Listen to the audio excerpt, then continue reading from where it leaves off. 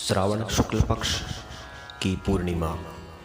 जी हाँ, श्रावण शुक्ल पक्ष की पूर्णिमा के दिन, श्रावण में जो पूर्णिमा आती है वही दिन राखी का दिन होता है।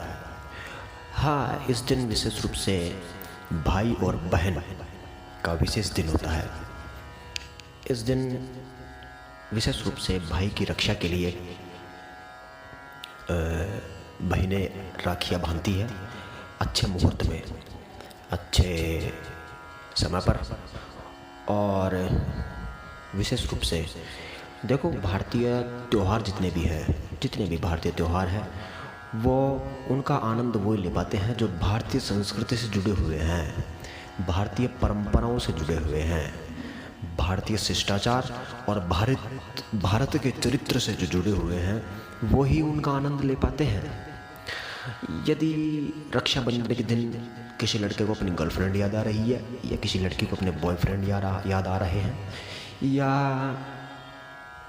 भाई को राखी बांधना जिनको परेशानी कर रहा है या आफत लग रही है, तो ये पाश्चात्य संस्कृति का प्रभाव है।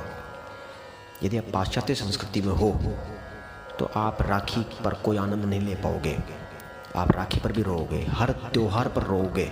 यदि आप पाश्चात्य संस्कृति जुड़े हुए हो तो आपको हर त्यौहार पर रोना होगा, ये नियम है सृष्टि का। और यदि आप भारतीय संस्कृति से जुड़े हुए हो तो आप हर दिन खूब हंसेंगे, ये प्रकृति का अटल सिद्धांत है। तो विशेष रूप से राखी का त्यौहार श्रावण शुक्ल पक्ष की पूर्णिमा के दिन होता है। और इस दिन विशेष रूप से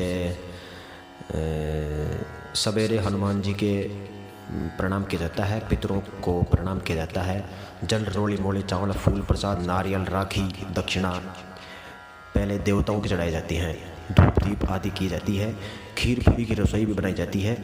और बहन बेटियाँ जितनी भी है वो अपने भाई के यहाँ जाती है और ज़बरदस्त तरीके से उस त्यौहार का आनंद लेती है। तो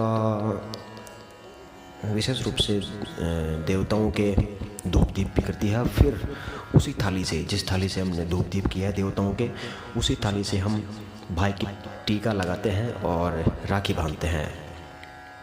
तो विशेष रूप से बहन की कामना यह होती है कि भाई हमेशा सुरक्षित रहे।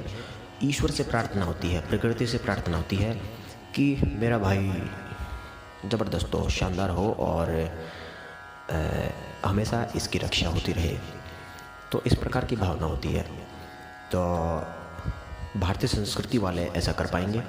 भारतीय संस्कृति वालों में ही श्रद्धा भाव और जो भी उनका हृदय होता है ज़बरदस्त होता है। और जो भारतीय संस्कृति से जुड़े हुए हैं उन्हीं की भगवान सुनते हैं, उन्हीं की प्रकृति सुनती है। जो पाश्चात्य संस्कृति में है, जो पाश्चात्य संस्कृति का जिनके भूत चढ़ा हुआ है, वो कितना ही पुकार ले भगवान को या प्रकृति को, कोई सुनने वाला नहीं है। इसलिए कृपया भारतीय संस्कृति से जुड़ो।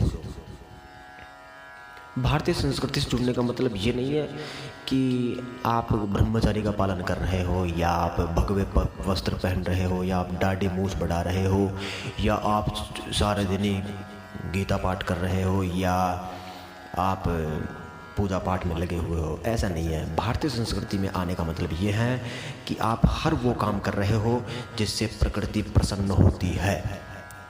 यदि आप किसी बॉयफ्रेंड से या किसी गर्लफ्रेंड से छुप छुप के बातें कर रहे हो तो ज़बरदस्त आपकी नेगेटिव एनर्जी प्रकृति में विसर्जन हो रही है। यदि आप गुस्सा कर रहे हो, चिड़चिड़ापन है आपके भीतर, तो 100% आप प्रकृति को दूषित कर रहे हो। यदि आप जहाँ भी आपको थूकने का मौका मिले वहाँ थूक रहे हो तो आप प्रकृति को प्रदूषित कर रहे हो। आप जोर से चिल्ला रहे हो या अभद्र भाषा बोल रहे हो तो कृपया आप प्रकृति को दूषित कर रहे हो, आप प्रकृति के प्रतिकूल हो रहे हो। ये सभी पाश्चात्य संस्कृति का कारक है। आप किसी को भी बुरी दृष्टि से देख रहे हो, आप में लालच भरा है और किसी बुरी दृष्टि से देख रहे हो और आप चाहते हो कि ये मुझे मिल जाए, तो ये लालच है। लालच, मोह, क्रोध, ईर्ष्या, द्वेष, पाखंड, ये सब आपके अंदर भरे हैं तो आप प्रकृति के प्रतिकूल हो और आप पाश्चात्य संस्कृति से जुड़े हुए हो। यदि आप पाश्चात्य संस्कृति से जुड़े हुए हो तो कृपया आपको कभी भी सुख की प्राप्ति नहीं होगी। यह अटल सिद्धांत है। और आप थोड़ा सा भी भारतीय संस्कृति जुड़े हुए हो तो आपको सुख का अनुभव कर सकते हो।